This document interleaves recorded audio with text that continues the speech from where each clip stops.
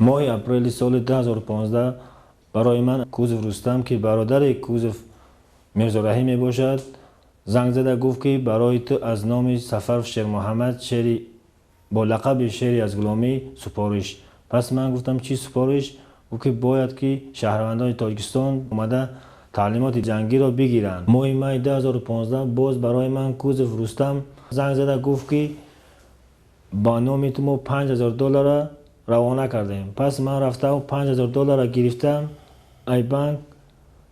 اولین شهروندانی که روانه کردیم کلان خورشید و رازق سلیم بود.